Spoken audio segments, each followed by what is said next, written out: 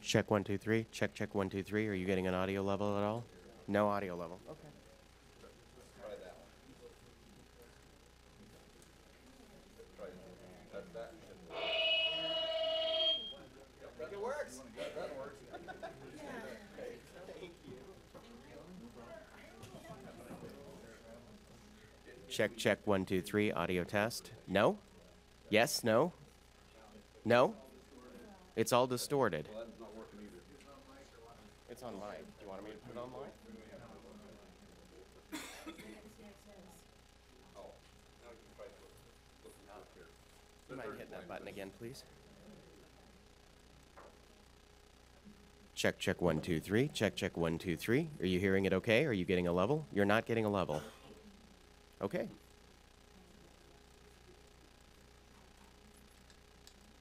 well, that answers that. Trying to try it both ways, it's not working for you, so we'll have to knuckle that and figure out that.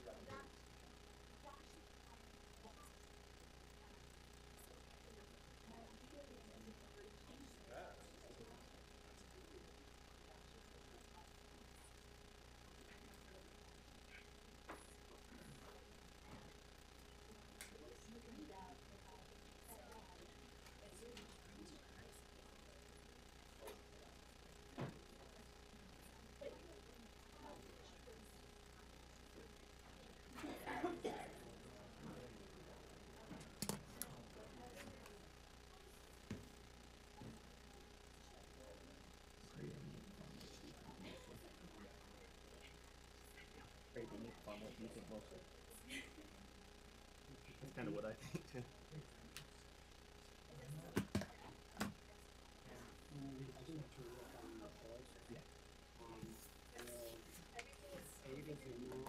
Okay. Okay.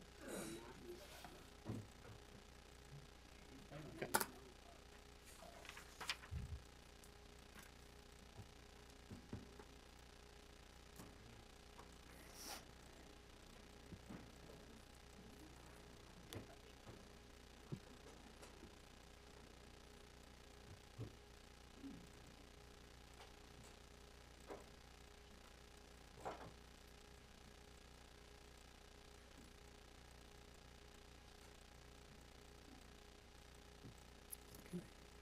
Good morning and welcome to our Utah County Board of County Commissioners meeting this morning. It's a pleasure to have all of you with us today. We look forward to a productive and good meeting.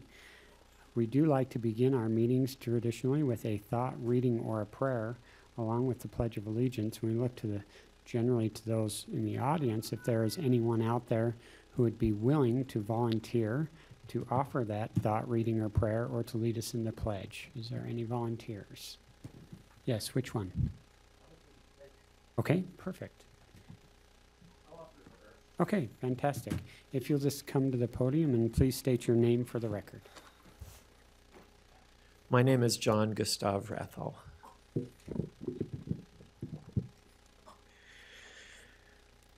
Our dear Father in heaven, we are grateful for this opportunity to gather as a reflection of our common civic life together. We ask your blessing upon these discussions and these proceedings.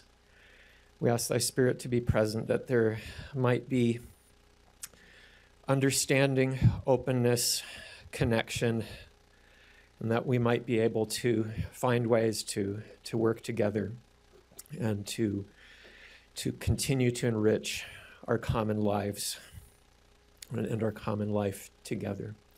We ask these things humbly in the name of Jesus Christ. Amen. Amen.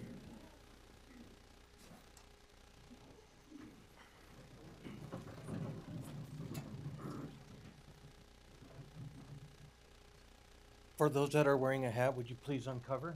Thank you very much. My name is Tisha Olson. I pledge allegiance to the flag of the United States of America and to the republic for which it stands, one nation, under God, indivisible, with liberty and justice for all.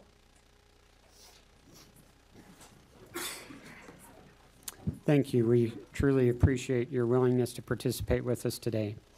Procedurally, I'll go ahead and explain, if you may not be familiar with how our meetings typically run. At this point in time, we will now begin the process of developing our consent agenda. Currently today on our consent agenda, we have 15 items with an additional 11 items on our regular agenda. All items will be considered moved to the consent agenda item except for those that we hold for further discussion. In doing so, at the end, if there is an item that has been moved to consent that a member of the public wishes to speak to, we generally do permit that. And then again, if the item is held for discussion, when that item comes up before us, we do provide opportunity for public comment.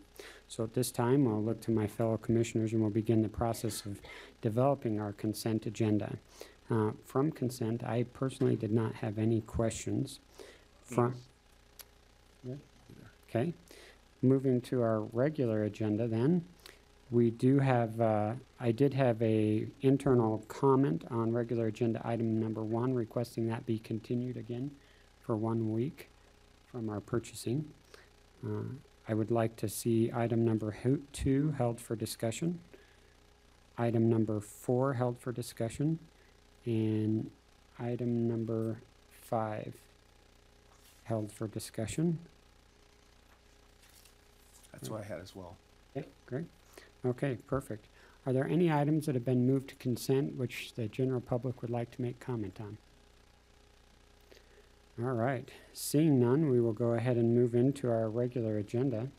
First up on our regular agenda for discussion will be regular agenda item number 2. This is to look at approving and authorizing the commission chair to execute an agreement between Utah County and the American Freedom Festival. This particular agenda item was discussed at length last week with some recommended changes to the contractual language. For a point of clarification and understanding, this particular contract is executed under our tourism tax. And for those who may not be familiar with that, when people come to Utah County and eat at a restaurant or a hotel or maybe rent a car, there's a small tax attached to that. And that money is then put into a specific fund that's used to promote activities that fall within culture, recreation, or conventions to bring additional tourism dollars back into the county. This account is to be, the theory behind it is that when we invest this money wisely in worthy causes, those causes bring enough people back in to help this account grow so that we can continue to have a flourishing economic boost here in Utah County, specifically around tourism and conventions and our cultural events. And so that's where this money comes from that we're looking at allocating in this particular item. Anyone who wishes to seek this money comes before a review board, and that review board ranks the proposals, and then they come to us for final approval. The Freedom Festival has a significant economic impact with the many people it brings to the county and has traditionally been highly regarded and ranked very high, always as one of the top. There was some concern raised about some exclusion from particular parts of the festival, and as a result, we went back through our contract, and what we have done in our final updated version is added a non-discrimination clause that binds them that if they're using taxpayer dollars to fund these activities, that they cannot discriminate on age, race, sexual orientation, kind of your standard non-discrimination clause. And so that's where this particular agenda item is at now. I'd look for any comments from the board initially to start with before we go to public. Hopefully that summarizes kind of where we're at with it. Yes, I think that's a great summary of where we're at.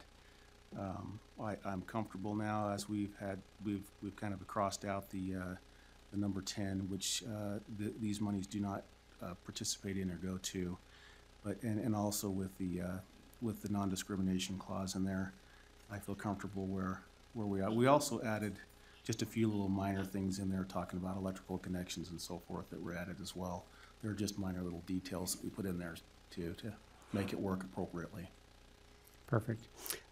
Recognizing we have a large crowd and we hope to hear from you, we will now turn to public comment. In the interest of time and the capacity for everyone to have an opportunity to speak who wishes, I would ask that you please try and keep your public comment to 2 minutes or less. And if at this end you'll just come to the podium here and state your name and share your thoughts on this particular subject with us. No. I'll watch it. Good morning. My name is Kendall Wilcox, and I am a Utah County resident, and I'm also here representing the group Mormons Building Bridges. And I just have a short prepared statement. And I'm here speaking in support of this non-discrimination clause. Mormons Building Bridges is a community dedicated to making Latter-day Saint homes, congregations, and communities safe and welcoming for LGBTQ people. We are a grassroots movement of Mormons whose faith in Jesus Christ calls us to show unconditional love and support to all God's children. where we are inspired by the Freedom Festival's mission to, quote, instill a deeper sense of patriotism in the hearts of those who enjoy the festivities. The principles of liberty and equality that this country was founded on, which are so respectful of religious faith, are in fact principles that both Mormons Building Bridges and America's Freedom Festival share.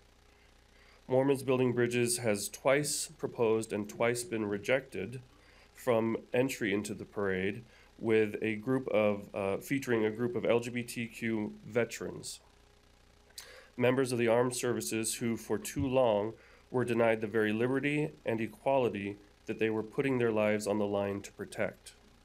Do these Americans not deserve a place in America's biggest and best patriotic celebration? We acknowledge that the parade organizers would have the right to discriminate against groups on the basis of their sexual orientation or gender identity if the organizers were willing to forego public funding and public resources. However, we challenge the Freedom Festival to think twice about their use of the First Amendment to keep historically marginalized groups separate and apart. Instead, we would invite the Freedom Festival to reflect on the words of their own mission statement and, quote, go deeper into the idea of patriotism. Patriotic parades, at their best, are a chance for all of us to connect to something bigger than ourselves. We leave affirmed that our town, our state, our country is worth contributing to. So, how beautiful would it be to have a Native American, a descendant of Mormon pioneers, a recent immigrant to this country, a child whose parent is deployed in the military, and a gay or trans young person who, as they watch the pageantry of the parade go by, think to themselves, look, there's a part of me out there too. America's Freedom Festival has an exceptional opportunity this year and into the future to send the message that in Provo, everyone is welcome. Thank you. Thank you.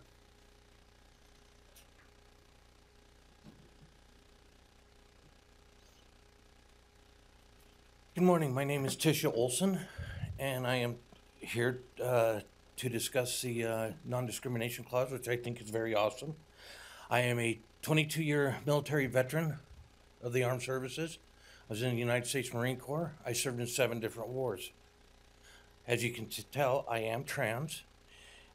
And the thing about it is I feel that since me and my brothers and sisters of the LGBTQ community that have served our country have basically wrote a check to this country up to and including our life for our freedom and for everybody else's freedom here. And with that, that's why I think it is very important that people not be discriminated against and people not be pushed away, especially from things like the Freedom Festival, which is on the 4th of July, the day of our independence. The day that we took that oath to defend this country against all enemies, foreign and domestic, so we can have a happier life and we can live our life the way that we have been the way that we would like to. I'm trying to find something really quick and then I will be out of here. I had it, I lost it. One of the greatest tragedies in life is to lose your own sense of self and accept the version of you that is expected by everyone else. The thing about it is that we are a very diversified country. And that's what keeps us strong. And that's what makes us the way that makes us one of the most powerful and dominant countries in the world, by our diversity. Thank you. Thank you. Hello, my name is John Gustav Rathall. I am the Executive Director of Affirmation LGBT Mormons, Families, and Friends. Affirmation serves thousands of LGBT Mormons and their families and friends right here in Utah. And the number one issue that Affirmation deals with is trauma. Our organization was founded right here in Provo in 1977, specifically to provide support to individuals who felt isolated and needed connection and safe spaces. The major challenge that we have to address as an organization is the problem of LGBT Mormon isolation, depression, and suicide. Our community is a major at-risk community. Based on the best scientific research available, we know that the number one cause of depression among LGBT Mormons is family and community rejection. And we also know that the best prevention is family acceptance and community inclusion. When communities come together in public spaces and celebrate their common life, it is an affirmation of the social fabric that connects us, that weaves our individual strands into a harmonious, colorful, and beautiful whole. There's nothing more important in these collective celebrations than for individual members of the community to be able to see themselves reflected and included. The most important values that are affirmed in any kind of celebration, whether in this city or this state or anywhere throughout this nation, are values such as the sanctity and the dignity of every individual within that community. Members of the LGBT community here in Utah have suffered because their value has not been acknowledged in these collective celebrations. They have suffered because they've been invisible, and they need to see that they are woven into the fabric of our families, our churches, and our communities. It's vitally important that Utah County ensure that public events funded by public funds be inclusive of all members of the community. And I strongly support the non-discrimination clause that you're currently considering. Thank you very much. Thank you.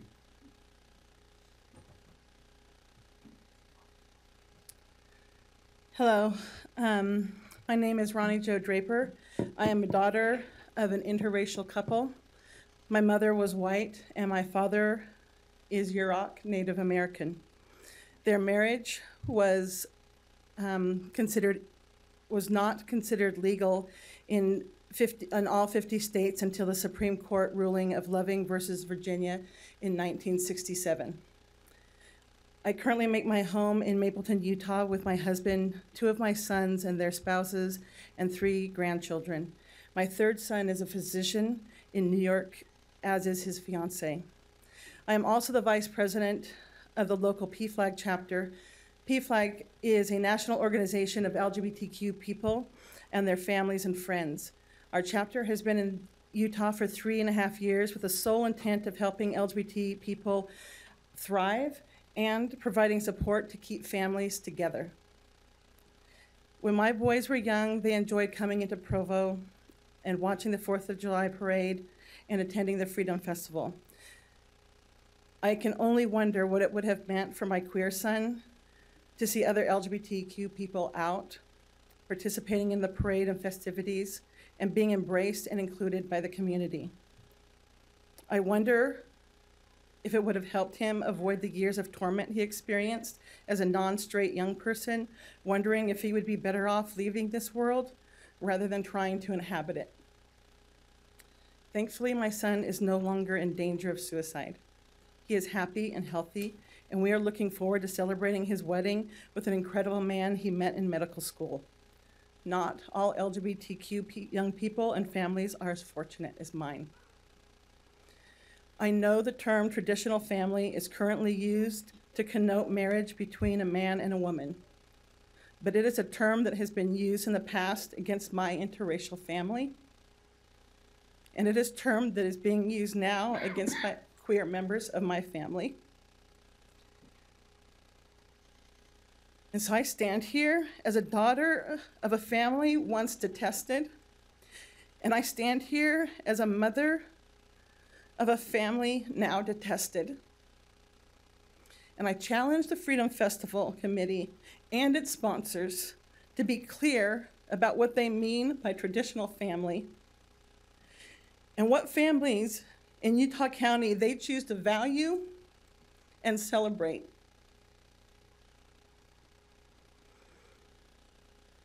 And I challenge the Utah County Commissioners to pledge my tax dollars only to festivals and events that are inclusive of all the families in our community. Thank you. Thank you.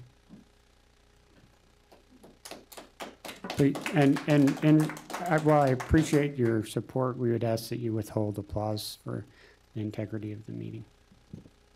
My name is Deborah Oaks Coe, and I am a citizen of Lehigh. So here in Utah County, I own a business as well. My husband and I volunteer doing a lot of work with the LGBTQ BYU students to help them feel loved and included here in our county. And in addition to that, I do a lot with youth suicide prevention here in the state. I'm very heavily involved in the coalition and also the workshop that is specifically to the youth. There's a book.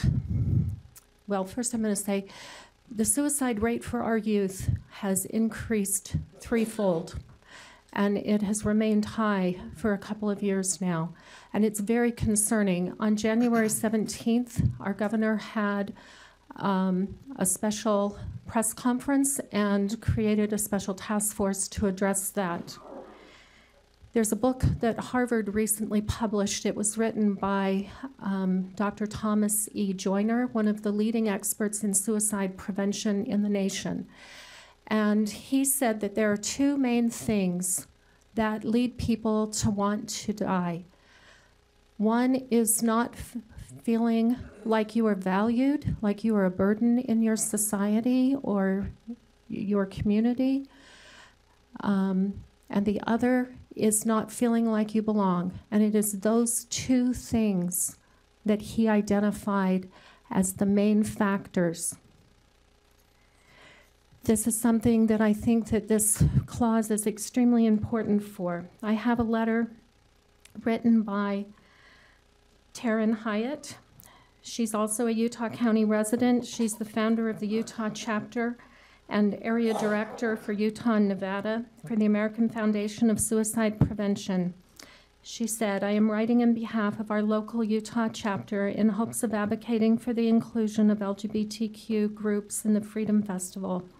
I have been engaged in the prevention of suicide in our state for over 15 years and recently served on the governor's task force addressing youth suicide. Our chapter has participated in years past in the parade, and our group was very well received because of the impact suicide has in our communities. LGBTQ youth and adults are at much higher risk of suicide due to social isolation and rejection. These risk factors can be mitigated through protective factors of compassion, shared hobbies, and acceptance. I would ask the organizers of the Freedom Festival to include organizations such as Mormons Building Bridges, PFLAG, and Circle, and others in the festival to show inclusion and affirming behaviors to those youth in our community who may be at risk. Our basic freedoms to be who we are should be celebrated, and the groups I have listed are dedicated to supporting friends and family of our LGBTQ population. Please consider allowing them to participate in the festival. And I just want to say, if we're serious about our youth suicide prevention, we will look seriously at this, because when we marginalize any group for any reason, we are sending a message to our youth. If you don't fit exactly the way we want you to, then you're not going to belong either. And I think it's a major factor in our suicide issues here in the state, which are unique to Utah only. Thank you. Thank you. My name is Danny Palmer, and I am an attorney. I'm also here representing the Utah Eagle Forum today. And I have spent a lot of time studying issues such as suicide and causes of that related to divorce. And when we look at statistics regarding that, what we see, suicide rates in youth, it is highly in drug use and other social ills. It's from the breakdown of the traditional family. It's children that are raised without fathers. And I have known far too many youth who have been suicidal, and it's very hard for me to talk about that today. But my message here today is that it is inappropriate to force a parade that was founded on a traditional family and the things that the family does to hold our society together. to provide a platform for a message of sexuality that is unrelated to the general principles of the parade. So I'm not against an anti-discrimination clause. What I am against is being forced to provide a message that is not agreed with as furthers the breakdown of the family. I applaud the groups that provide services to spread love and inclusion, and I feel like that's something we do also. We want to love them just like anybody else, but when I look around this room, I don't see straight, gay, non-trans, anything like that. I see a group of people, and it's not about setting up a group as being above any other group to be more loved or more included. I can tell you my children were excluded not because they were LGBT, but because they came from a single family, from a single parent family. And when there were kids that were bullied, which happens either because they come from single parent families, or I've known kids who were bullied because they were gay, I stood up for those kids, and I stood behind my children to provide friendship and extend love to those children. But it's not about setting them up as separate and saying, okay, look, we are gay, we are this, or we are that. It's about treating them like everybody else. And so if the parade committee wants to direct what the message is that is being provided, I say they should be allowed to do so, but not exclude them solely because they are LGBT. I agree with that part, but they should be allowed to control the message. Thank you. Thank you.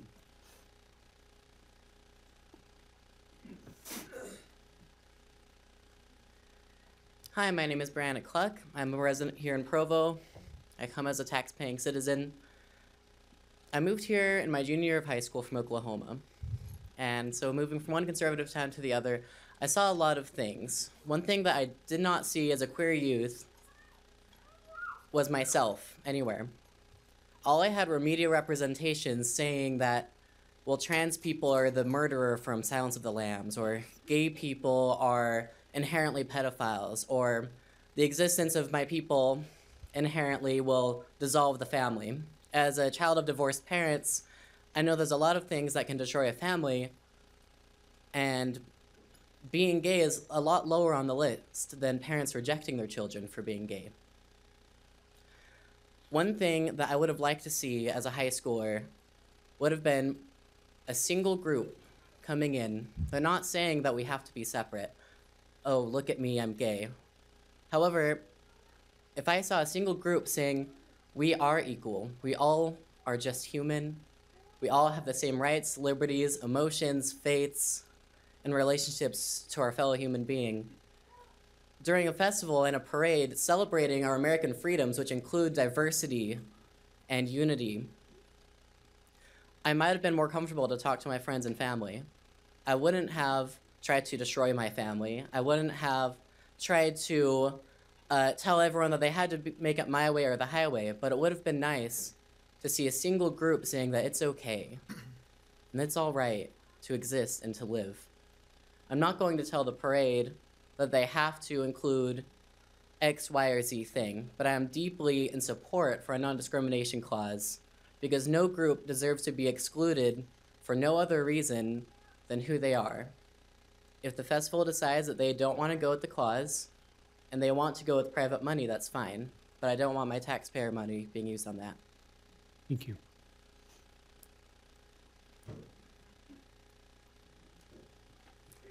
My name is Susan Kruger Barber. My family with our 2 boys are active in our local Mormon church. I am a vice chair of the Joaquin neighborhood, which has 15,000 people in it, the most dense neighborhood in the entire state of Utah. And I'm representing myself in observations personally, but have talked with many, many people. My husband and I own our house, which is 1 block away from the parade route. Our driveway and parking and entire 4th of July is deeply impacted by the parade, and we are taxpayers. The theme of our neighborhood is Joaquin Together. We care that everyone in our neighborhood feels loved, represented, safe, and included.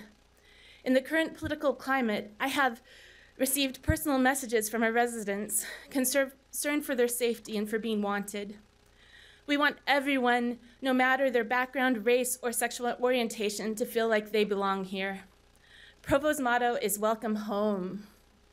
We want all the Joaquin residents to feel at home and a part of our neighborhood and our city. I come from a long line of Mormons. I'm thankful to my parents and in-laws who set the precedent, even with callings like Relief Society President, Stake President, Temple President, Patriarch, who choose family first regarding their gay, lesbian, bisexual, and transgender children and grandchildren. I really love them. The parade route is along both University Avenue and Center Street, two collector roads that border our neighborhood. Families here that I know want all people to be represented. We are for the non-discrimination clause to be added to the conditions of the parade. We are for our children seeing and celebrating the diversity of our beloved country, that freedom means a place for all to pursue their dreams and have representation.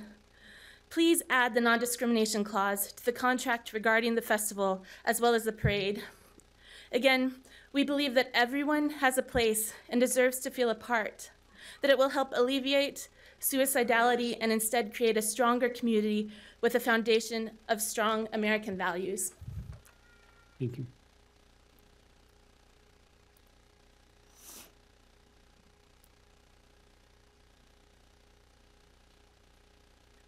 Hello, my name is Cristobal.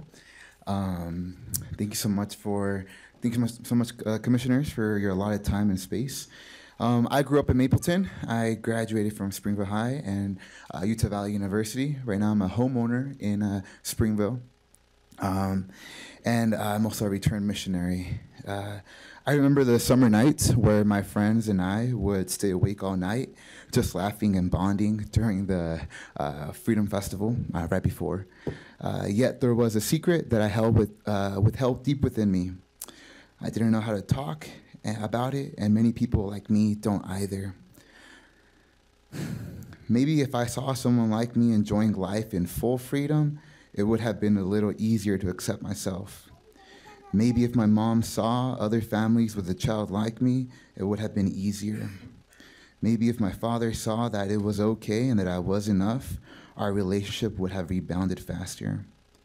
Many people, teens, children, don't have the opportunity. Let's say Freedom Festival Parade chooses to no longer accept public money and they continue to exclude. Do we really want an organization that continues to further chastise our community, our families, our people? We need not only an anti-discrimination clause, but we need an anti-discrimination culture and society. We need an accepting festival, city, and county. And so I ask you as a resident of this county, and particularly a homeowner from Springville, to further perpetuate the cause of love, and to see that in this era of so much divisiveness, we can come together and that everyone is welcome home. Thank you. Thank you. Hello, my name's Hunter Phillips, and I am a business owner here in Provo. When I graduated from college here, my partners and I made a conscious decision to do business in Provo and in Utah Valley because we love this community, we love the things that we believe it stands for, and we love the people here. And it's unfortunate for both myself and my business when I travel the country and the first thing people think of when they hear that I'm from Provo is about an exclusionary, discriminatory policy that's happening in our community. And I appreciate and am really grateful for the non-discrimination clause. But for me, non-discrimination shouldn't be the bar that we aim for. Just simply not discriminating shouldn't be our aim. It should be more than that.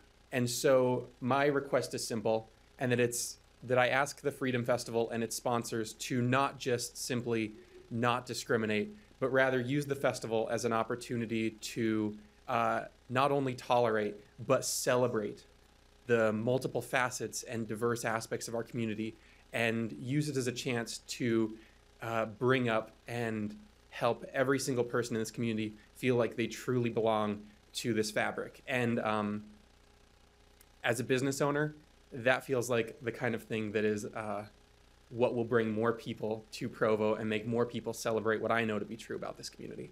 Thanks. Thank you.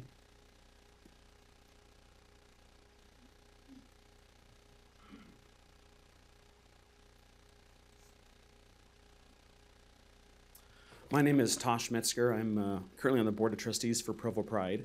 And as you know, we had our Pride Festival this year here on the grounds. And it was a great success.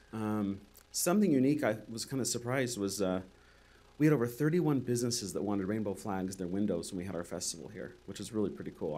I was thinking maybe one or two. After the festival, we had other people email us saying, hey, I want a flag too as well during Provo Pride Week. So we were pretty excited about that. So the business community here is supportive. It's changing. Utah County is not what it was back in the 1950s, and I think it'd be cool to see the parade show that change as well in the parade.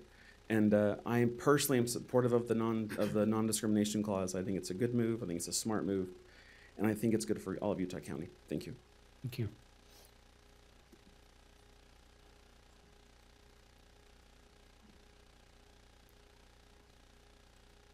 My name's Kyle Chilton. I live in Spanish Fork with my wife and our 4 children. I just want to speak out in support of the non-discrimination clause. My wife and I were trying to raise our children to love and accept everyone, not just tolerate, but love and accept everyone. And I think one of the biggest events in our community should reflect that. It should reflect everyone. Representation, I believe, truly matters. I think right now the parade reflects maybe the majority, your standard white Mormon male and female who live in this community, but I think we need to show that we have a very diverse community, and the parade should reflect that. And I think, like others have said, people need to be able to look out and say, hey, that person looks like me. I can relate to that person. And I think this non-discrimination clause will help with that, but I hope the parade organizers will also be more inclusive and not just not discriminate like it was said before, but to show that, you know, this community accepts and loves everybody. Thank you. Thank you.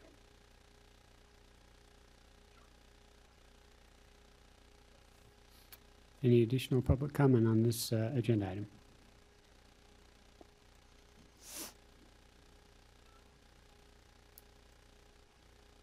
I'm Steve Schallenberger, a trustee with the Freedom Festival. I was raised in San Francisco and came to school here in this community and never left. This is an extraordinary place. I've had the good fortune of having a business that's taken me throughout the United States and throughout all the world. And I always reflect when I come back to this community how extraordinary it is. The Freedom Festival in itself is such a jewel. It's so unusual in celebrating America. And so and part of that is that we have the ability, and what we celebrate is that we can come together in a meeting like this and freely speak. Now, isn't that wonderful that we can do that? So many other countries, some of us would be gone, would disappear. Okay? That doesn't happen here. And so one of these, this celebration is one that we've had, as you know, for over 100 years. It represents tens of thousands of people, of our community members. And so as we've thought about this vision that we have of what is the purpose of the festival, we said, well, it's to celebrate the 4th of July. It's to celebrate America. Now, that's our main mission, okay? We've also added to it that this should be, we promote love and unity in our community. And we invite everyone to be involved in the festival. There's close to 30 different events. Everyone to come participate as volunteers, not a single exclusion. We want people to be part of this. We have 3,000 volunteers in this community for this event. And so one of the other things that I like about what's happening is that there should be trust, I think, in those who volunteer in the Freedom Festival, that we'll work through this. And this is the process. We also have a challenge is how do you run a parade with many different interests so it celebrates the 4th of July in America, and that's the challenge. So I think as we continue to have trust and talk about this, it'll work out. And that's what happens as we do this. So we appreciate the support of the commission. We think the participation of Utah County is important in the entire celebration. We concur with the language that's in this agreement and hope that it will be supported. And as we go forward, hopefully we'll all be proud of our community. So wherever we go, we say, now that Provo, that Utah County is one special place because all are included. That's where we want to get to. Thank you. Thank you.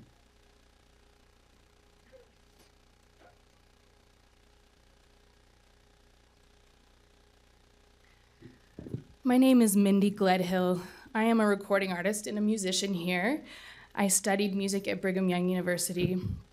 I'm also a homeowner and a business owner here in Provo. My recording studio is a half a block from the parade route. I believe that we live in an incredibly unique and wonderful community. Our city was founded by Mormon pioneers who knew what it meant to be marginalized and rejected all too well. As an ally to the LGBTQ community, I support the non-discrimination clause for the parade. Why would our community not want to offer a safe and supportive space for marginalized groups? That's what our community is all about and always has been. Thank you. Thank you.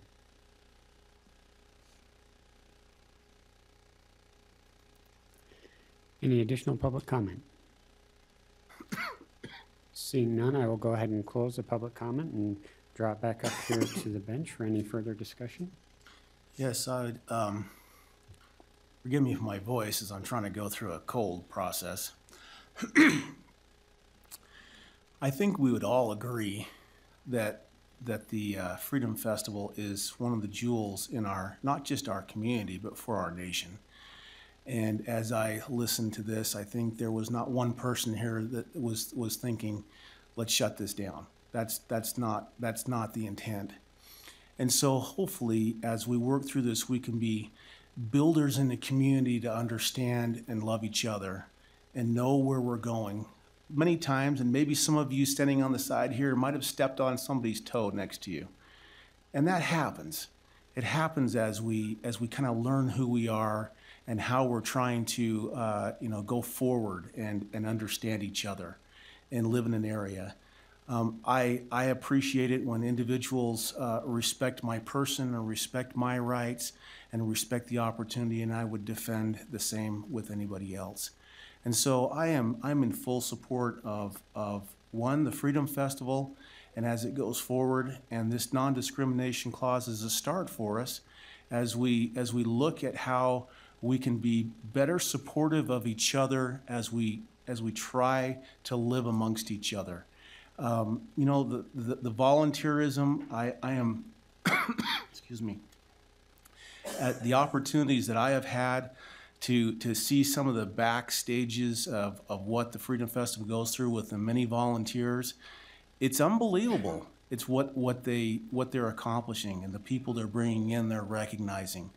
And we need to be able to penetrate that all the way through. We will often look at a target, and we look at targets and we see it on a one piece of paper, and it's flat, and we see the bullseye, and then we see all the other rings as they go out. But how they used to build targets was they'd have layers. It looked like a cake, and it came all the way up. And so when you say you hit the bullseye and pierce all the way through, every single layer. And I think as we look at our community, as we look at the needs, as we look at who we are, as we look at the challenges that we have, the suicide rates, the opioid crises that are going on, the isolationism, the depressions that are happening, we need to understand all those levels and how we can work together, recognize each other, and be supportive. And this festival is a jewel. It is one in which we can come together and celebrate what we have. Because I think, even for myself, we don't recognize the great freedoms that we enjoy here in this area and in this county, in this country. They are fantastic. We live in a blessed time. We are one of the very few in the world and throughout the history of the world that enjoy this kind of freedom. And so the celebration should be broad, it should be expansive. I had the chance to meet with Paul and with Steve yesterday, and it always comes down to the details, right? What are the details going to look like? And so I asked a few questions. Okay, you have a non-discrimination clause in here. What is it going to look like now? What are some of the challenges? I felt really impressed with them as they kind of walk through, what they're going to do and how they're going to reach out and how they're going to try to be welcoming and make it work. But there are challenges, and I think some of them were alluded to. How do you keep a parade from becoming a distraction? Or how do you keep it from becoming, maybe distraction is the wrong word, but I mean, a focus in which, if we're celebrating freedom and we're celebrating the opportunities of freedom, how do we make that the theme in which everyone participates in that process? Those are the challenges that they're going to have to come up with and work through and find a way in which everyone can be comfortable, can see it, and can celebrate the great opportunities. So I am in supportive of this. Again, I hope that we will look at it as being builders of our communities. We can be voices together, that we can come together and express concerns and work through it. And that's what this process is all about, is understanding each other and coming to conclusions that work for all of us. First off, I'd like to say it was Tisha, right? Yes. Thank you for your service. I appreciate you and all the men and women who serve in our armed forces, our law enforcement. I appreciate it. Something I wish I could have done, but medically I was never able to. I would like to also expand on Hunter's comments, I believe it was. And if it's the wrong person, I apologize. I think this meeting has been an opportunity for us to talk, but Hunter brought up the point that I believe in. This non-discrimination clause it's nothing. It really is. And it's sad that it's the bar. By nothing, what I mean is not that it's not important, but what's hard for me at Christmas time is we all see needy people and we give to the road home and we donate food, and it's funny because I always wonder when I run into some of those volunteers and some of those organizations that on January 2nd they're forgotten until next Thanksgiving. Why? And that's how I look at this event. At this issue. It's not about a parade. It's not about a non-discrimination clause. It's about inclusion, loving, and accepting everybody in our community. I was raised by good parents who taught me that, a lot of good values. Like racism is taught. Hatred and bigotry is taught. And if we quit teaching it and expressing it, then it ceases to exist. Having taught in junior highs and seeing my kids, you see their eyes. Kids are naturally accepting of everybody. And when we create these biases in America by whatever we do, we're perpetuating the problem. When we get on social media and we type hatred words about any organization, whether we agree with them or not, we are part of that problem. And we all collectively need to do something to fix it, because again, it is sad that the non-discrimination is the bar or the standard that we're trying to get to. We're trying to get to where we love and accept everybody, where we can walk down the streets and go arm in arm. The greatest time that I remember in my life of patriotism, I happened to be in Denver during 9/11, and I was when Major League Baseball canceled their baseball, the very first game the very first game they played. I was Rockies and the Diamondbacks. Randy Johnson pitching, great pitching. But what I remember, and most sporting events, being a referee, are pretty contentious, and you hear a lot of things. But what I remember that day is everybody standing arm in arm in solidarity in this country. And that's how we should be about all these issues, because we are all Americans. We are all Americans, and that is what matters. And we should get back to those events and focus on those events. And when we see stuff like that, we should put our arms around people and say, hey, what can we do to help you include and love? What is it that went wrong in your life that we can help you, rather than looking to blame? And that's how I view this. So obviously I agree with this, but to me this is the beginning of an important journey for this county to continue to include everybody. As I see, not that religion matters, but as I see my old bishop out here, and his lovely wife that I haven't seen for a lot of years, I am reminded of one of my favorite songs growing up. Jesus said, love everyone. Treat them kindly too. It's that simple to me. It really is. And as soon as we get to be that kind of community, that's the community. That's why Steve came from San Francisco and never left. That's the community he knows. That's Joaquin. I mean, that's what we love about this community. And I know we all have it in us, and we need to get there quickly, because the suicide rate, not only amongst this community, is appalling, but the suicide rate in this community in all aspects is appalling, and we need to do better to help everyone. Thank you. I'll close with a brief thought. Thomas Tocqueville, in his keen observation of America, made note that it was not our moral superiority that had made America great, but rather it was our keen ability to correct our past errors that made America great, if you will. It's a catchphrase, a popular saying. I truly, truly believe that. The unique thing about America is our ability to be a melting pot, to come together, to learn from our past errors, and find ways to reach the American ideal that was framed by the founders of this nation. And that ideal is a community like Utah County, where we are inclusive, where every single citizen has the opportunity to chase their version of the American dream, to pursue the desires of their heart without fear of oppression from government, without fear of oppression from others, because we recognize differences, we celebrate them, and carry our own belief system in our heart, recognizing that we can live harmoniously as a community when government is restrained and protects the rights of every citizen. As an elected official, when I became elected, I realized I had a responsibility to represent 600,000 plus individuals. It's a hard task, but what I try and always make sure is that I exercise the will of the majority while protecting the rights of the minority from being stomped upon. As I look at this particular proposal in its current form, I feel like that's something that we're accomplishing here today. We're celebrating and using these funds to do something that the majority of this county loves. They love to participate and celebrate in. By including this non-discrimination, we're ensuring that those tax dollars are used in a manner that does not oppress the minority who may have otherwise been shut out. And unfortunately, historically, we're shut out.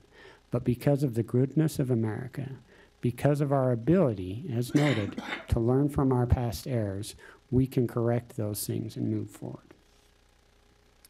And with that, I would entertain a motion. I'll move then that we approve the commission chair to execute the agreement as stated in number 2. And I believe, just to make sure, since there's 3 on the agenda, we're going with final 3/19/18 agreement with Freedom Festival, Rob. That is the correct version with all the language, right? Yes, it's the one that was uploaded yesterday at 10 a.m., I believe. Yes, okay. Yes, That's my motion. I'll second that. We have a motion and a second to approve regular agenda item number 2 as stated. All those in favor, please say aye. Aye. That motion will carry unanimously. Thank you. If any of you happen to leave, please do make sure that you sign the attendance roll located by the back door. Continuing on with our meeting, we will move to regular agenda item number 4. This is a discussion to adopt a resolution to create a recommending committee charged with renewing relevant salary studies. This particular agenda item was continued. Commissioner Graves, would you maybe like to start off with this? Yeah, so last week we had a lot of discussion as far as what process, because all the commissioners, and I would hope that all the employees watching and even residents of Utah County would understand, all the commission is very interested in making sure we get this done and done correctly in a process. So I put this on here with the help of legal to do a legislative process.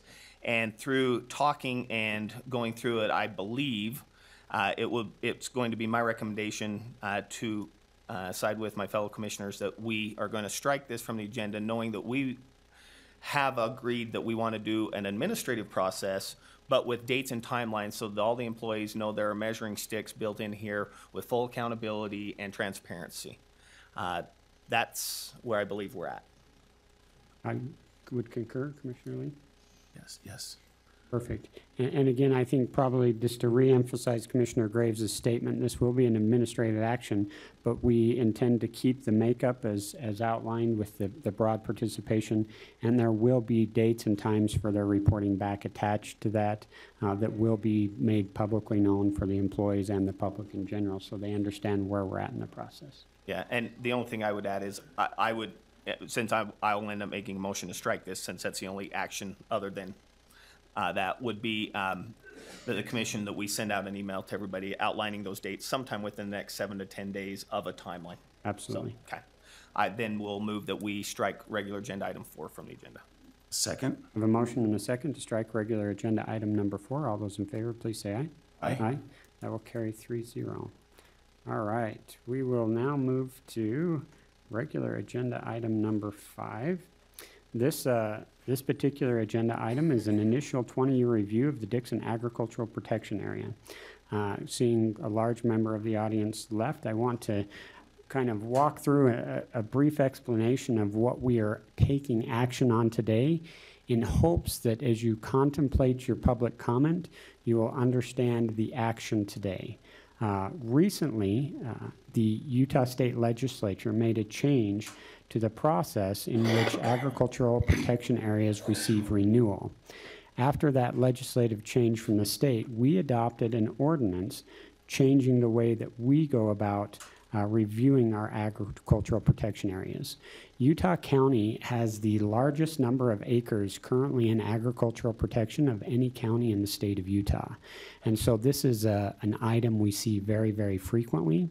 And it's an item that can become very expensive as we go through a process of notification when it works through the whole entire process. So what we wanted to do was find a way to be more efficient in this. And so we crafted an ordinance that would kind of allow these to pass through as long as it met certain base criterias. One of the criterias was that there were a minimum number of complaints not filed against the area. So in this particular instance, with this particular farm, this particular mink farm, there have been more, trust me, more than 5 complaints filed.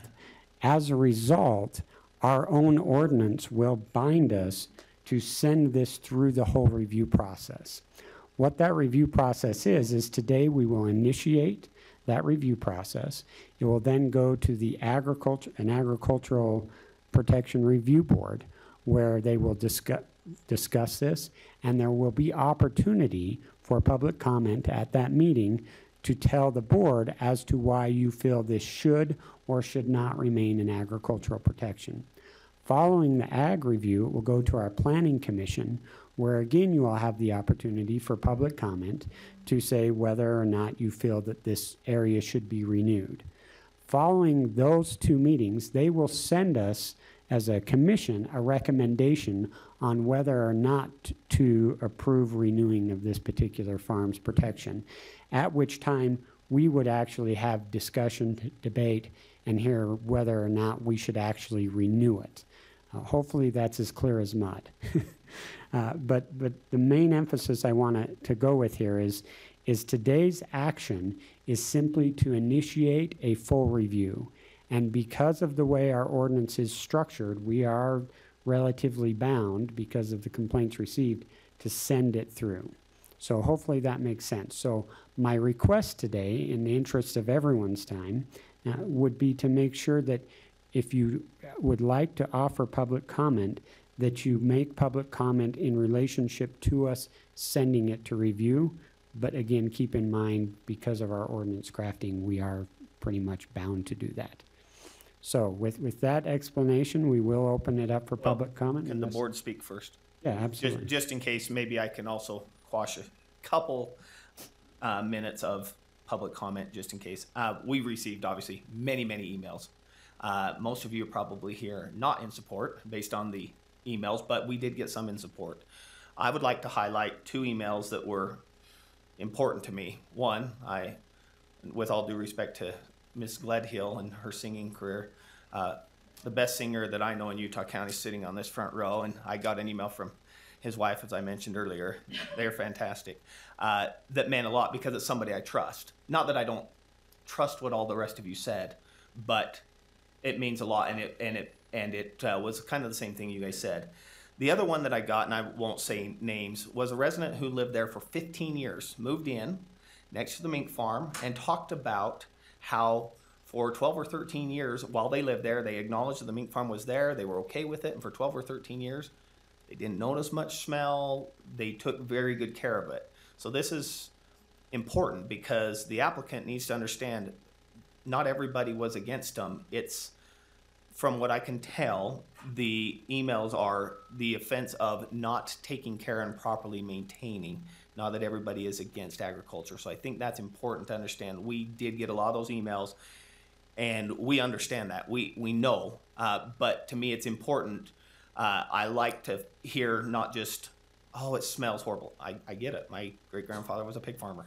Trust me, I know what smells are like. But when people, to me, come across as very reasonable and understand and explain in detail what happened along the timeline, that helps me to understand why this is an important process for us to go through and send this through a review, and then allow you all to come and make all those comments at those times to allow and show what's going on in this process so that it can either be fixed or rejected. So. I'll make a brief comments with it as well. Again, for us, this is a matter of sending it on for review. We have changed that process, so a vote in the affirmative of, on this initial 20-year review, if it's a yes vote from us, that means that we will go through the entire process. Last week, we had a number of agricultural protection groups that were here, and we did not send them through the review process.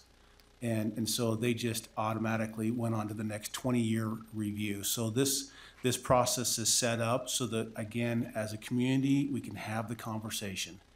And this vote today in the affirmative of sending this on for review would be part of us having that conversation so that we can have more dialogue and an understanding. And again, thank you for sending the emails. I apologize, I can't return them all back at times, and sometimes they come in flurries, but thank you for emailing us and bringing those forward. And I've seen them on both sides, and I've seen it on Facebook too. It's amazing how the word gets out there. So I look forward to having, but again, the discussion today, and if you would maybe keep your comments to if we should send it forward or not. That's the decision. All right, thank you. All right, we will go ahead. Mr. Chair, Yes. can I interrupt for a second? I think you may want to turn some time over to Peggy if she wants to add anything on that. Absolutely. But the county code section that's relevant here is Utah County Code 26-3-9, and that is mandatory for you to send it back if there are 5 written complaints from different aggrieved persons within 3 calendar years preceding this year. And Peggy, I think, can testify that that is the case. So really, your only option is to send it back. And today, you're not really considering the comments that are given today because you'll have that later on.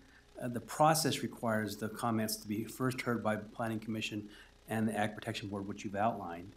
And Peggy will identify the date when the Planning Commission will be heard, hearing this matter. And then you will then take comment after that. So today really is not going to be comment that's going to be, I don't want to say beneficial, because you're not supposed to really consider those things until later on, until after you receive a recommendation both from the Planning Commission and also from the Ag Protection Board, per our process. And I think that's an important point so that everybody in the audience does understand. Even if, let's just assume, regardless of what side, if the Planning Commission and the Ag Protection Board recommend a denial, it still will appear and does come back to the commission And you'll also have that opportunity to come and speak at that time. Just because they recommend denial or approval doesn't mean the commission is bound by it, but it will appear again here. So it's important to know this is the start of the journey that you're all engaged in. Peggy.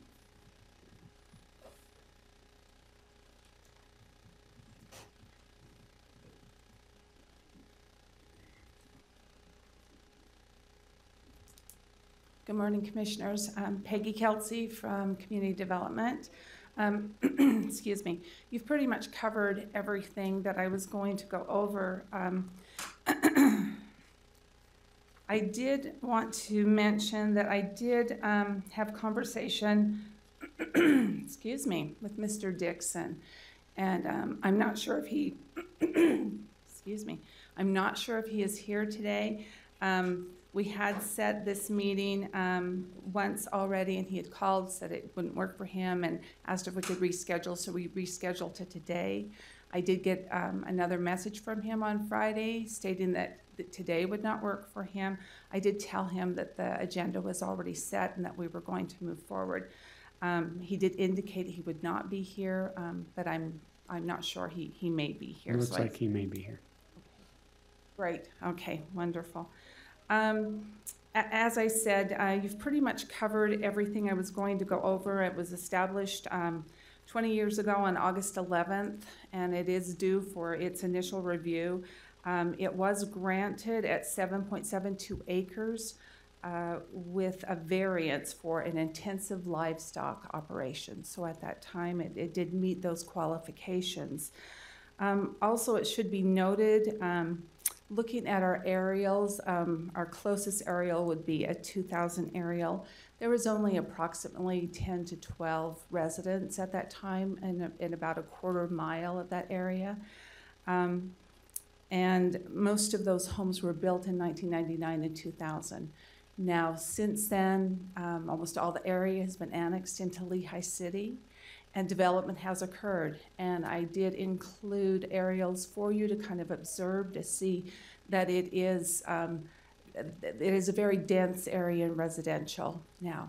And so there are a lot of residential families, homes, you know, in that area. I did ask for any complaints from environmental health and the sheriff's office. I did receive back some information from environmental health. They had a number of complaints. Because of the way our criteria is set up, they didn't exactly identify everything I needed, but myself and my own office, I did have enough that exceeded that threshold of the 5 complaints. And so with that, you had said, and also Mr. Moore, it is required by statute to go through the full review. The full review, we haven't quite set that date, and I would probably want to speak with Mr. Dixon a little bit about that. Our next meeting, Planning Commission meeting, would be April 17th, and then we have another Planning Commission meeting on May 15th. So I would assume it would be one of those 2 meetings. The Agricultural Board, they kind of govern themselves a little bit, and they set their own meetings at their own discretion, and so we would just have to contact them and find out when they were available for that meeting. If any of the public is interested in attending these meetings are public meetings, not public hearings, but they are public meetings. They are welcome to attend. If they want to verbally express anything in those meetings, that will be up to the discretion of the chair at that point in time. We do need to have this process completed by, I believe it's September 2nd. It's 120 days before the end of the year. That would mean the latest Planning Commission meeting I could have, that we could have, would be in July. We have to get minutes ready. I have to do additional posting for the actual public hearing that will come back to this board. And then the decision would be made at that point in time. That's it. Thank you. Peggy, let me follow up, Peggy, if I could. The Planning Commission meets at 5:30 here on those dates? Yes, 5:30. And also, the agendas will be posted on the public notice website for the Correct. state? Okay. Yeah, public notice website, and if there were interested parties besides the property owner does receive a notice in writing for these meetings. But if anybody else, I have a lot of emails, and so I would be happy just to send out notice when those meetings would be with the emails that I have, or if I receive any additional ones requesting notification. Perfect. Thank you. Okay, thank you, Peggy. I do have discretion as chair as to whether or not to allow public comment, and it's really tempting. But again, I will allow for public comment. Please keep it brief. And remember that we are bound today to send this on. So it will be going to review. The best use of your time, energy, and efforts is going to be when this comes back before us. The comments that you make today will probably have been forgotten by the time we get to those few months, so you'll just have to say them again. So the best use of your time would be to make those comments today, unless you would like to specifically speak to whether or not we should send this on, recognizing that we are bound to. I will open it for public comment.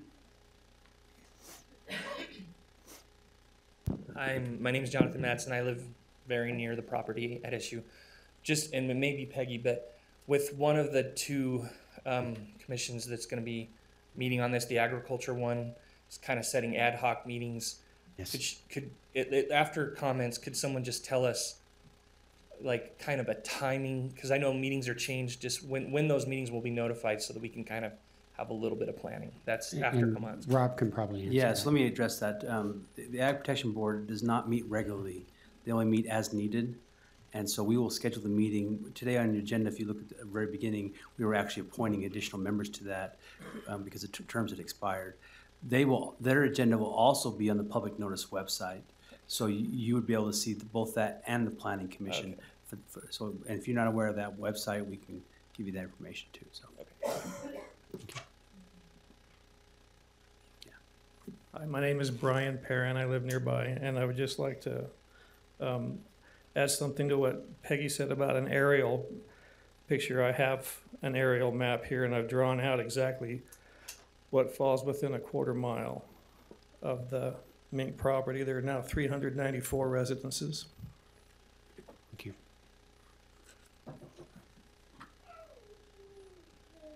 My name is Bob Richards, and I live near the Dixon mink farm. And I just have a question.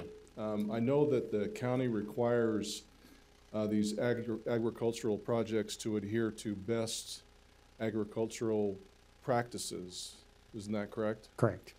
But what I was not able to find in my research is what defines best agricultural practice for a mink farm. Rob? That is a great question. There is, be advised that the statute does not define what those are. And so we have to take comment on what that would be. Ag Protection Board is a helpful board on that because they are all farmers or others that'll be considering this typically. The Planning Commission is typically not farmers, so you kind of get both perspectives on this a little bit. And that's why, and they'll both make a recommendation to the commission, who then have to make the decision. And I think that's why there's the multiple review, especially with the ag board, is because those are individuals who are greatly vested in making sure those practices are maintained for their own protection as a farmer. And so that's why that recommending board does its job. And there's associations and so forth that also, go through the best practices on different types of farms, and that's out there too. There's certain standards that they have. Very often on these mink farms, we'll have individuals from these associations, from fur growers and others, that will come and testify as to the standards the association has established and whether or not these particular farms meet those standards. Okay, I was able to find a publication from Boulder County, Colorado, in my research to try to find out what the standard is in other areas, since we don't seem to have one very well defined here. And in Boulder County, the definition is up to 200 mink per acre. And My next question would be, how many mink per acre are on this property? And that would be a good question. And again, that would be something that would be addressed through these additional hearings. All right, thank you very much. Thank you. My name's Ryan Holt. I lived out in Lake Shore. I represent farmers, mink farmers in this country. As a matter of fact, in the whole western region. Some of the questions that you're asking are easily identified as a certification program that the farmers have themselves, where they have veterinarians come out and inspect the farms. They have criteria of lists that they have to maintain adherence to receive that certification. Is try to ease the burden on government so that we do show that we're self-regulating, that we don't have the additional burden because of the fact that we are such a small industry as far as agriculture goes, that we've found it prudent to self-regulate with supervision of accredited veterinarians. And so that's part of that system that we go through. On a personal note, it was interesting to sit through the prior conversations when we talked about the need for balance, the need for acceptance and tolerance, and the fact that Mr. Dixon has been very accepting and tolerant of all of these people moving into his neighborhood. The fact that we need to try to bring balance between Mr. Dixon's right to farm and these people's right to have an unencumbered residence. And so that's the whole purpose that we feel at the Fur Commission and is the purpose between these agricultural protection areas, so that we can bring balance back to the conversation, so that we don't end up with a situation where, just as much as some of these people would like to see Mr. Dixon move his farm or close his farm down, I'm sure on the other hand, Mr. Dixon would probably assume that, or probably would like to have some of them leave as well. So that we depend on our government to bring balance and to bring fairness to these situations. And I know this process. I've been through this process many times, as some of you know, with other farmers in our area. I trust the process, that it will bring a satisfactory result to everybody, so that we can do as we stated in the prior meeting, and that's all live together and celebrate our way of life. So thank you. Thank you. Additional public comment.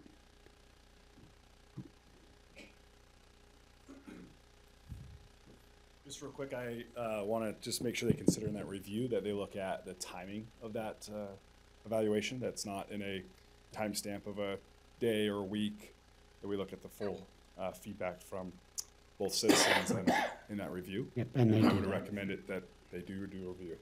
Thank you. Can we get his name? Oh, I do need your name. David Jones. Thank you, David.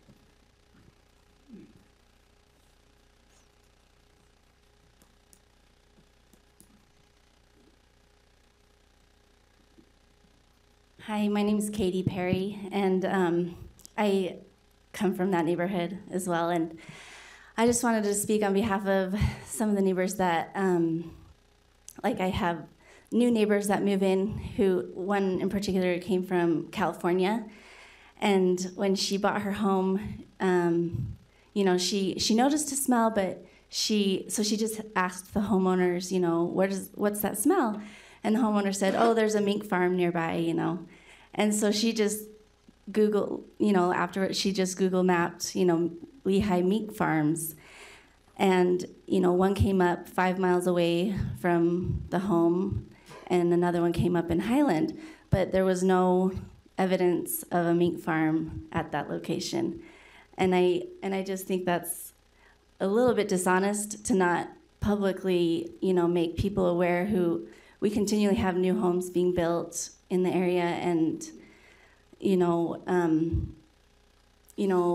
I don't know if we need to go through realtors or signs, you know, but I think within that 1/4 mile radius, it would make sense for people to be aware of the situation, because you know she was looking at her home when there wasn't many flies there, and you know it wasn't until she moved in July that she noticed the dead flies in the windows and stuff like that. So I just felt for her, you know, and I just wanted to see if this is, I don't know if this comes through government, you know, that the way we, you know, what laws we set up as far as, creating that communication that we want, between us and the meat farm, and making that possible, making that more communicated, more established. So.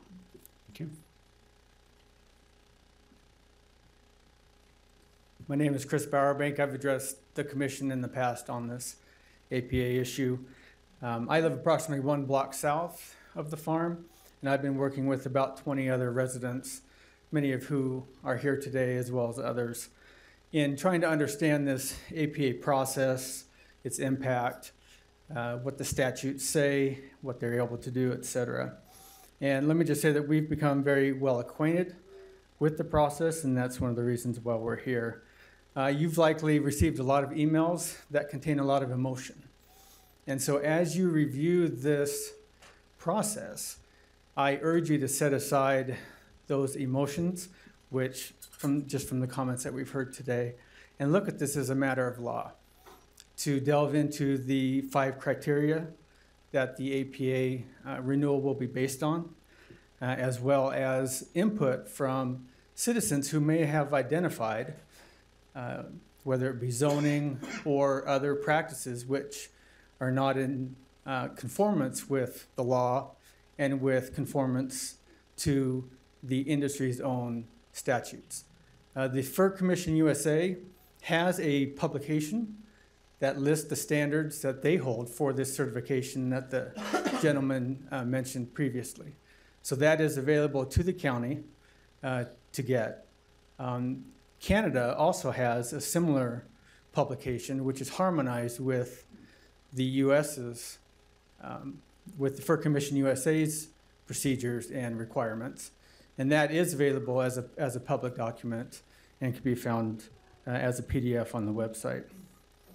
I do urge a full review. We understand that by statute, that will be the case today. As a citizen group, we feel like we have identified issues which should be brought before you for consideration before that final decision, whether to continue, modify, or terminate the APA before that decision is rendered. And we'll be glad to provide the Planning Commission, the APA Advisory Board, and yourselves with that information for consideration.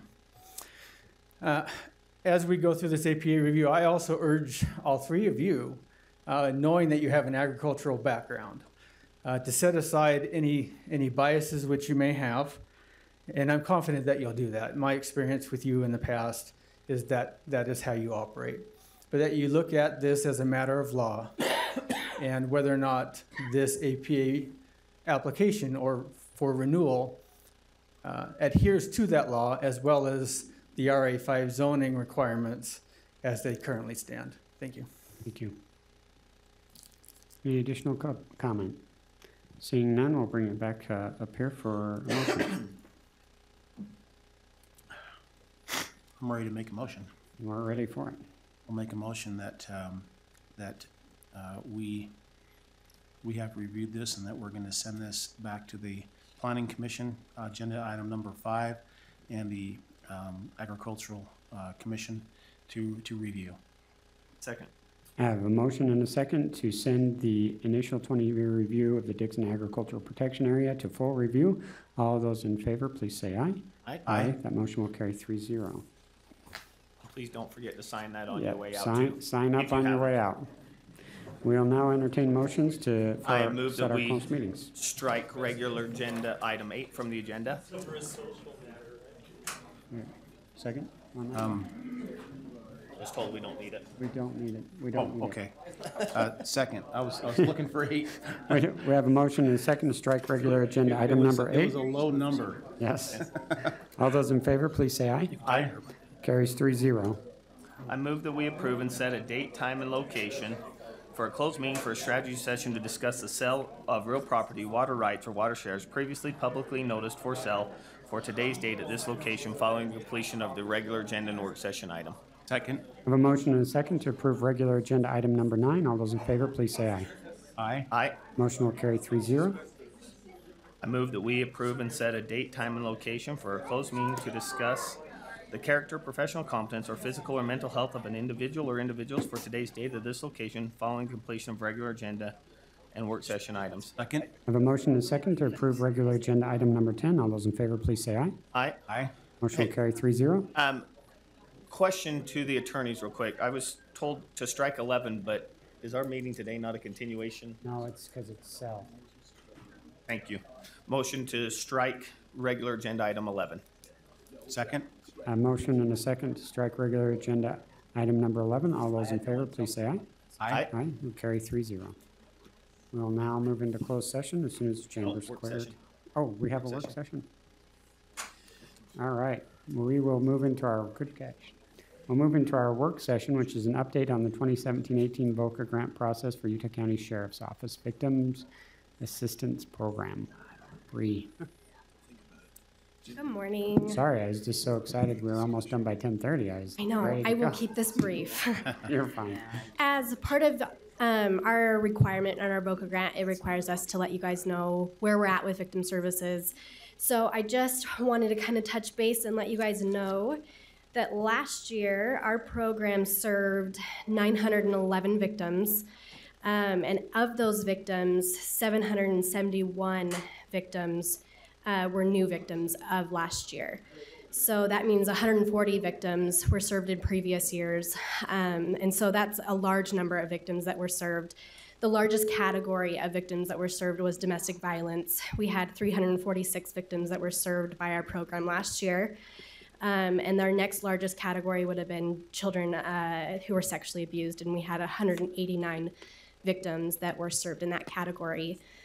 And we served and provided 6,507 services to those 911 victims that were served last year.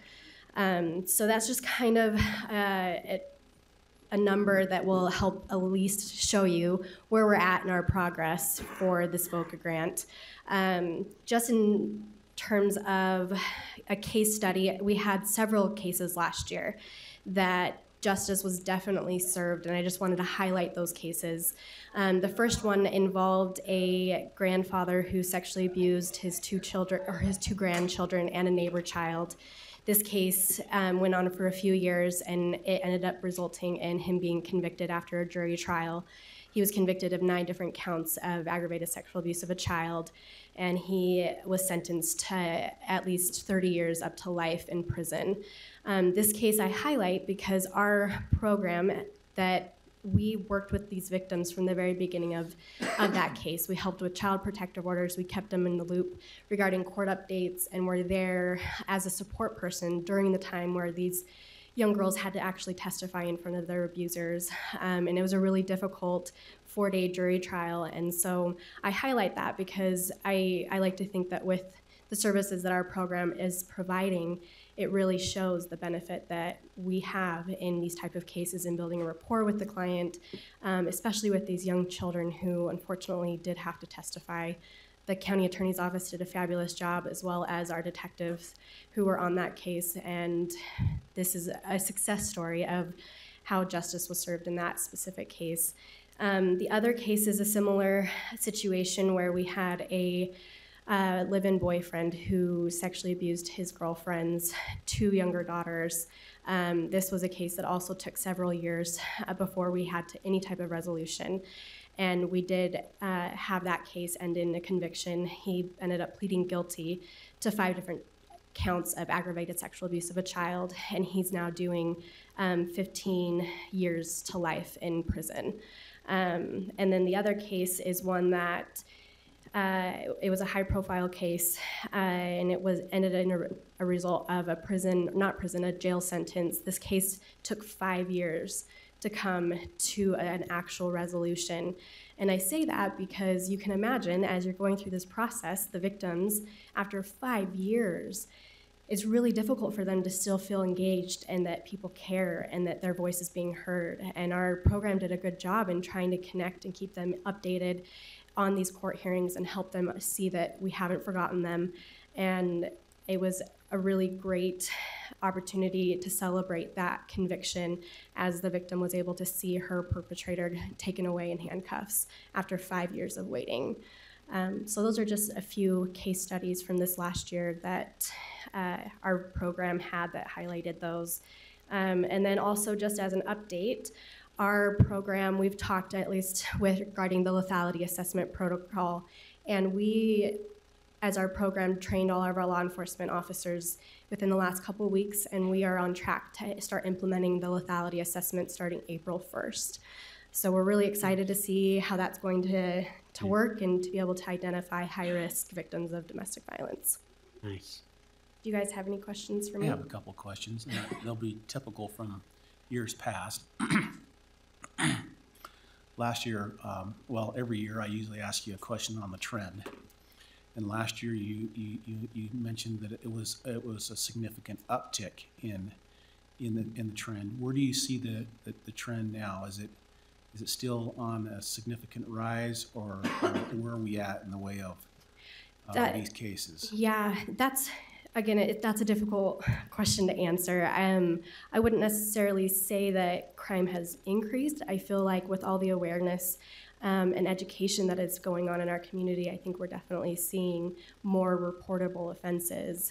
And so that's something that is both good and bad, obviously, but at least that gives us an opportunity to connect with those victims and provide services regardless of what happens in the criminal case. We have served more victims this year than we have in previous years, but unfortunately I don't have the percentage of increase in those today. Yeah, and thank you for that, because even though there might be more awareness, hopefully, like you mentioned, there's more opportunity to touch and help the healing process as well. And so I can't imagine being in your shoes. I just thank you for what you do, and many others who do the same thing day in and day out. It's amazing. Thank you. Thank you. It is. Anything else? Thank you for your work on this. It's fantastic. Great. Keep Thank it you. up. Okay, we will go ahead and open it for general public comment if there is any. Good morning. Thank you for allowing me to speak today. My name is Katie Matheson. I am the Communications Director at Alliance for a Better Utah. A little over 100 days ago, this body voted to approve release of the harassment claims against Commissioner Greg Graves. Since then, a large number of elected officials and the Utah County GOP have called for Commissioner Graves' resignation. These officials recognize that Utah voters have no recourse when it comes to removing elected officials who have proven themselves to be unfit for office. Commissioner Graves continues to receive a salary that is more than double the median household income in Utah County. Given the allegations of sexual harassment and bullying against Commissioner Graves, it is completely inappropriate to spend taxpayer dollars to fund a hostile work environment. Utah County deserves much better than this. Perhaps Commissioner Graves believes that this scandal is something that will simply blow over and that everyone will eventually overlook his actions. We are here to remind Commissioner Graves that we have not forgotten and that the public will no longer tolerate workplace harassment from our elected officials. We will continue to hold Commissioner Graves publicly accountable and fight for the citizens of Utah County. By refusing to step down from office, Commissioner Graves continues to display a contempt for the dignity of his position as a public servant, the victims of his harassment, and all of his constituents he was elected to represent. Thank you for your time. Thank you. Any additional general public comment? Seeing none, we will go ahead and move into our closed session. We appreciate everyone's attendance today.